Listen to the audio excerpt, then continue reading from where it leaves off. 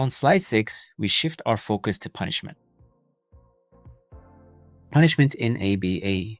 It's when punishers are added or something reinforcing is taken away or reduced to decrease the future frequency of a behavior. There are two types of punishment, positive and negative punishment. Positive punishment, this is when something is added to decrease the future frequency of a behavior. For example, a learner is given a reprimand when they hit their peers. Second is negative punishment. This is when something is being taken away or removed to decrease the future frequency of behaviors. For example, when a learner's mom takes away their video games because they hit their sister. There are types of appropriate punishment in ABA.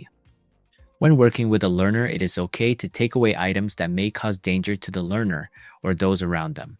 If a learner is having a tough time listening to safety rules regarding playing a game, punishment can be used. Punishment can be used by telling the learner we can try playing or engaging in that activity again later when they are able to be safe. What are the appropriate punishments?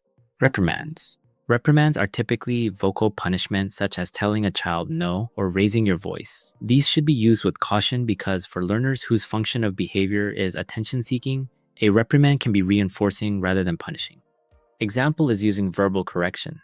When a learner is jumping on a table, we will say, feet on the floor, or tables are for sitting. When a learner is running, we will say, we use walking feet, instead of saying no, don't do that. We also want to avoid repeating reprimands several times. So, if the learner did not listen the first or second time, we should try something else. When using reprimands, we do not simply just say no or don't do that. We should be giving the learner their replacement behavior. Next is response blocking. This is when a provider focuses on preventing an undesired behavior from occurring. This is done by physically intervening as soon as the learner begins to engage in the behavior or exhibit signs they are about to engage in an unwanted behavior.